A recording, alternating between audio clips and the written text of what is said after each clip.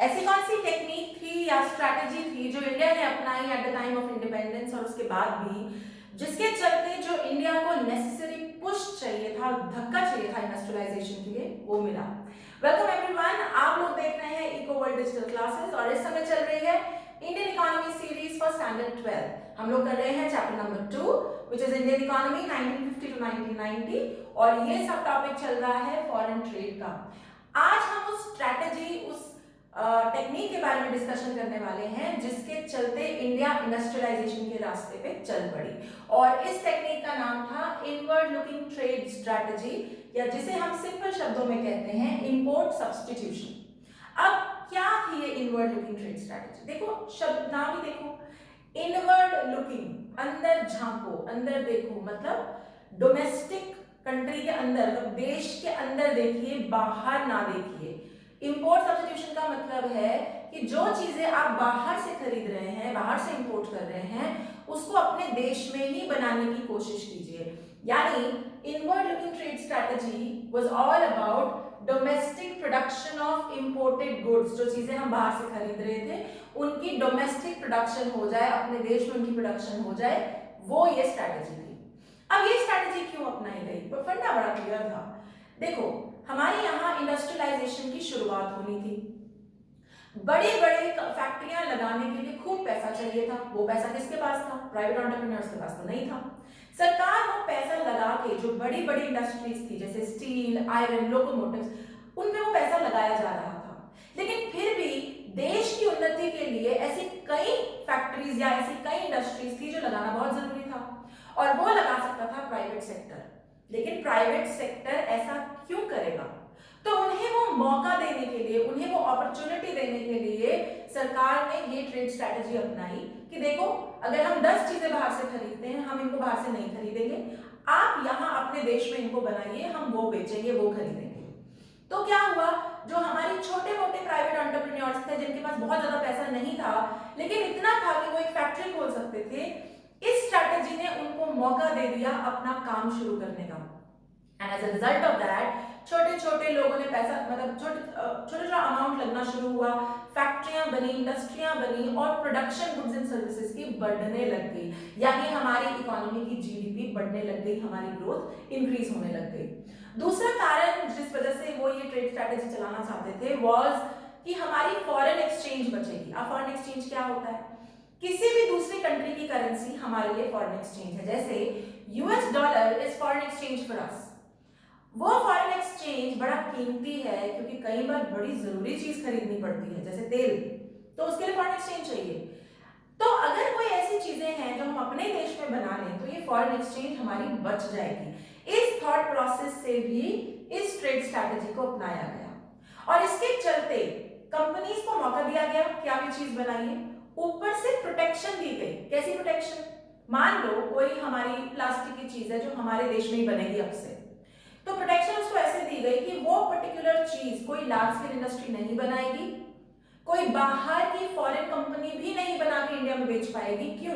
क्योंकि अगर ऐसा हुआ तो ये जो छोटा फैक्ट्री वाला है इसका सामान बिकेगा नहीं, क्योंकि ये तो महंगा थोड़ा सा बेचेगा, क्योंकि लार्ज स्केल इंडस्ट्री, फॉरेन जो कंपनी है वो बहुत मास स्केल पे बनाती है तो पर आइटम कम रेट पड़ता है तो कम पे बेचती है। लेकिन ये सीन छोटी फैक्ट्री वाले के साथ नहीं हो सकता था, वो खत्म हो जाते कंपटीशन से। इसीलिए सरकार ने क्या किया? 2 तरीके। पहले बोला हम आपको अपॉर्चुनिटी देते हैं, आप अब से ये चीज यहाँ हमारे देश में बनेगी, अगर आप बना सकते हैं तो बिल्कुल बनाइए, हमारा आपको पूरा सपोर्ट है। उसके बाद आपको प्रोटेक्शन है, यानी ये आइटम कोई और इंसान, कोई और फैक्ट्री, कोई और फॉरेन कंपनी नहीं बनाएगी, आप ही बेच पाएंगे, तो आपका फायदा होगा, आपका मुनाफा होगा।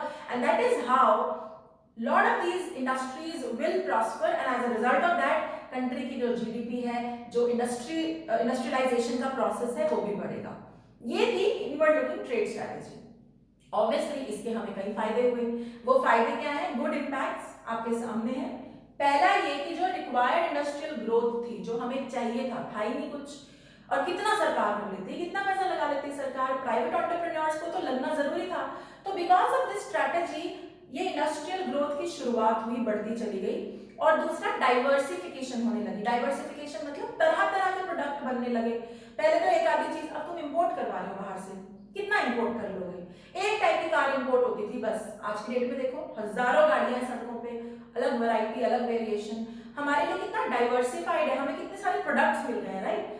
तो इसकी शुरुआत इस स्ट्रैटेजी की वजह से हुई थी, डाइवर्सिफिकेशन हुई, तरह तरह के प्रोडक्ट्स बने और हमारी इंडस्ट्रियल ग्रोथ भी बढ़ गई। दूसरा, हमारे यहाँ स्ट्रक्चरल ट्रांसफॉर्मेशन होना शुरू हुआ।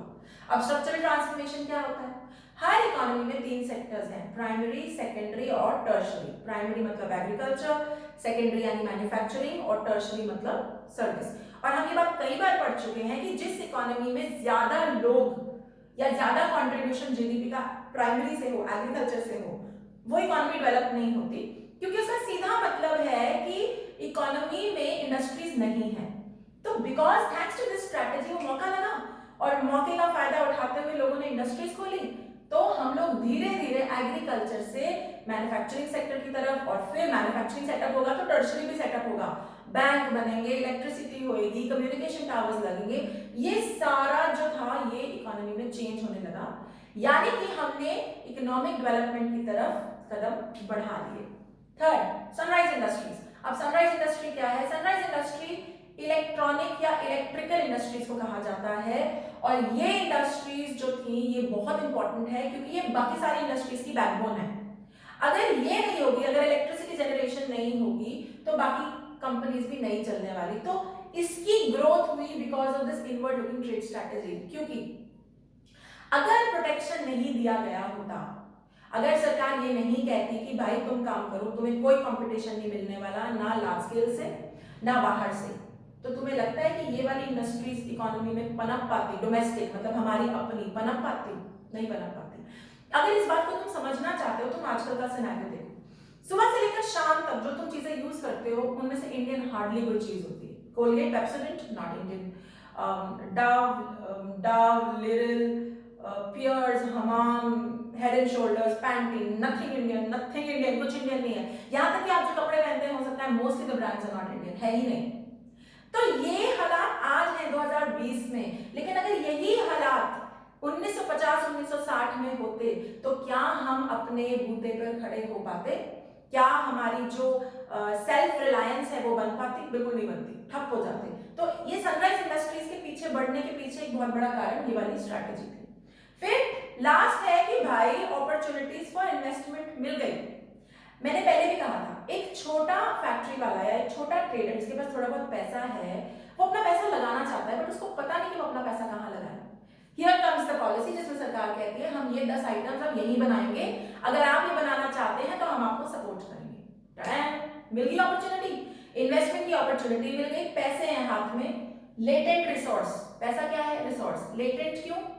जो चीज यूज नहीं होती वो हिडन है, वो छुपी हुई है, वो लेटेंट है, उसका कोई काम नहीं। तो तुम्हारे पास 5 लाख रुपए पड़े हैं बट तुम उसको कहीं लगा नहीं पा रहे, तो वो वेस्ट है। लेकिन जैसे ही सरकार ने ये अपॉर्चुनिटी सामने लाई, ये रिसोर्सेज यूज होना शुरू हुए एंड इकोनॉमी स्टार्टेड डेवलपिंग। कुछ ऐसा ही हाल फिलहाल में भी हुआ जब सरकार ने एक इकोनॉमिक पैकेज डिक्लेयर किया। इसके चलते कई पॉलिसीज आई हैं, कई इंटरेस्ट फ्री लोन्स दिए जा रहे हैं स्मॉल एंड मीडियम सेक्टर की कंपनीज को। लास्ट ईयर सोलर जनरेशन और विंड जनरेशन पे बहुत सब्सिडीज थी। अगर आप अपने घर में सोलर पावर की वो लगाते हैं, पैनल लगाते हैं, तो उसमें सब्सिडी है, सरकार बहुत पैसा देती है, उसमें आपको कम लगाने पड़ते हैं। ये सब जो होते हैं ना, ये जो पॉलिसीज होती हैं, ये लोगों को मौका देती हैं पैसा लगाने की, पैसा कमाने की। तो कुछ ऐसा ही हुआ था जब ये वाली स्ट्रैटेजी लाई गई थी, ठीक है। लेकिन जैसे कि हर अच्छी चीज के साथ बुरा हो ही जाता है अगर लंबे समय तक खींच जाए, and there are pros and cons to everything, वैसे ही इसके कुछ नेगेटिव साइड्स भी थे इस स्ट्रैटेजी के। वो क्या थे? वो थे बैड इंपैक्ट्स। इनको डिस्कस करते हैं। सबसे बड़ा जो बैड इंपैक्ट हुआ ना, वो ये था कि इस स्ट्रैटेजी के चलते ना कुछ ज्यादा ही पब्लिक सेक्टर के हाथ में दे दिया गया, सरकार के हाथ में बहुत कंट्रोल था। तो कोई कंपटीशन नहीं, कोई जवाबदेही नहीं, कोई आंसरेबिलिटी नहीं। तो क्या हो गया? हम है, बाकी सब पानी कम है, हम यहाँ के राजा हैं, हमने जो कर दिया बस वही ठीक है। These public sector units turned into monopolies. Monopolies क्या होता है? Monopoly क्या होता है? Single seller, many buyers.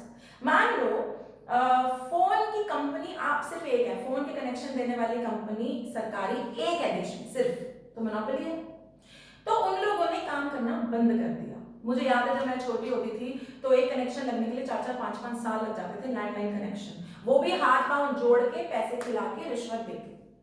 तो ये क्या था भाई, काम तो उनका था, उनको अपने काम की सैलरी मिल रही थी और we were not supposed to pay bribes और wait for the landline connection, but system ऐसा ही था।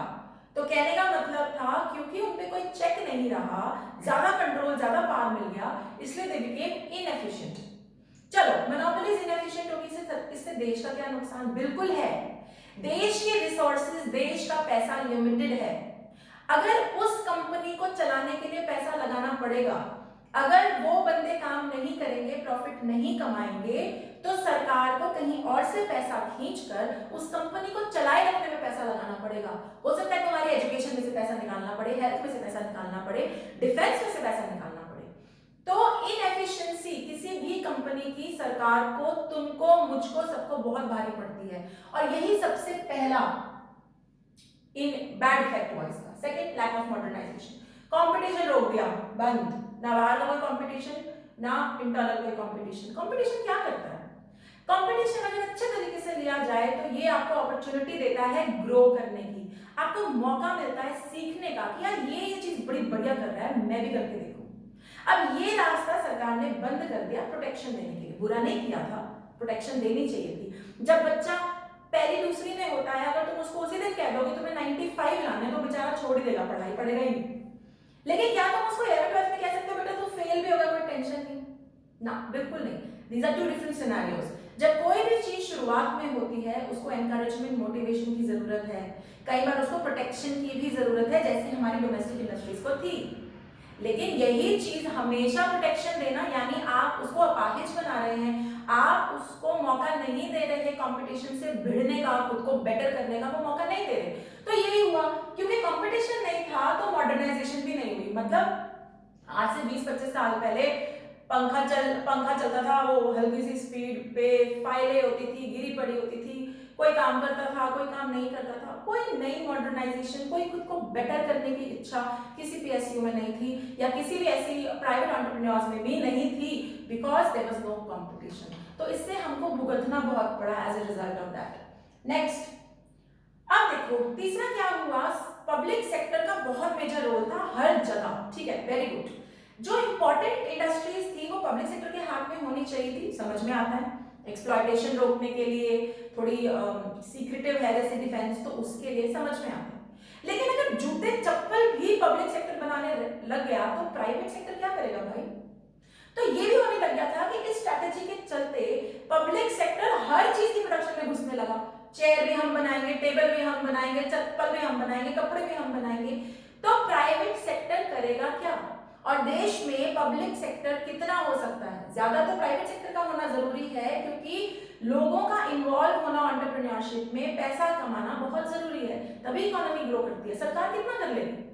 तो ये होने लगा कि इसके चलते जो प्राइवेट एंटरप्रेन्योर्स थे उनकी अपॉर्चुनिटीज खाई जाने लग गई।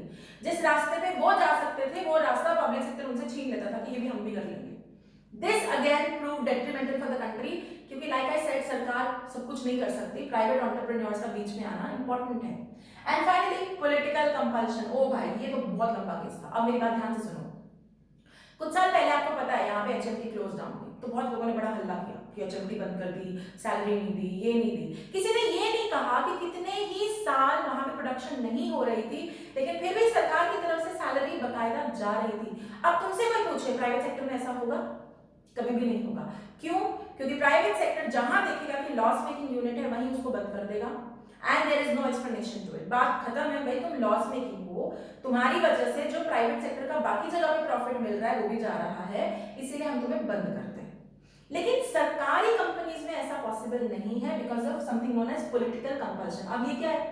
वोट बैंक, वोट है, लोग सड़कों पे उतर आते हैं कि भाई तुमने हमको कैसे सैलरी नहीं दी। कोई ये नहीं सोचता कि सरकार, and now because you are doing economics, आप लोग इकोनॉमिक्स कर रहे हैं, तो आप एक बात समझिए, there is nothing called free lunch in economics, कुछ भी फ्री नहीं होता। अगर एक सिक यूनिट है, एक लॉस मेकिंग यूनिट है, अगर उसकी सैलरीज निकाली जा रही हैं तो कहीं ना कहीं से वो पैसा खींचा जा रहा है, क्योंकि लाइक आई सेड सरकार के पास भी लिमिटेड पैसा है जिसको वो अपने बजट के थ्रू हर साल एलोकेट करता है, ठीक है ना।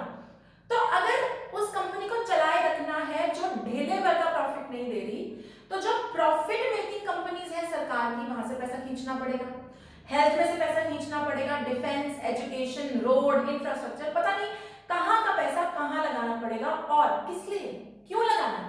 क्योंकि भाई उस फैक्ट्री को हम बंद नहीं कर सकते, हमको वहां से वोट मिलता है। इस पॉलिटिकल कंपल्शन के चलते इनएफिशिएंसी और बढ़ गई। जब आपको पता है कि आपको कोई नहीं निकाल सकता, जब आपको पता है कि काम करे बगैर, चाहे हमारा लॉस मेकिंग यूनिट हो, हमें फिर भी सैलरी मिलती रहेगी, हमारी फैक्ट्री फिर भी चलती रहेगी, तुम मुझे बताओ कौन अपने आप को बेटर करना चाहेगा? नहीं करना चाहेगा। और इसके चलते देश का बहुत बड़ा नुकसान होता है। मेरे हिसाब से the right strategy is something जो अब गवर्नमेंट ने बीएसएनएल के साथ की है। बीएसएनएल आप जानते होंगे आज की डेट में कोई खास अच्छा काम नहीं कर रहा, तो बीएसएनएल को 3 साल का टाइम दिया गया है टू टर्न अराउंड। मतलब हम आपको 3 साल दे रहे हैं, अपने प्रॉफिट्स बेटर कीजिए, खुद को बेटर वर्किंग पे लेकर आइए, नहीं तो उसके बाद उसको डिसइन्वेस्ट कर दिया जाएगा, मतलब बेच दिया जाएगा to private sector. I don't think there is anything wrong with this, क्योंकि आपको 3 साल मिल रहे हैं, 3 साल बहुत लंबा टाइम होता है। करिए, खुद को ठीक करिए। अगर नहीं तो आप फिर देश पर बोझ बन रहे हैं, तो वो पैसा कहीं और लग सकता है, because money is such an important resource.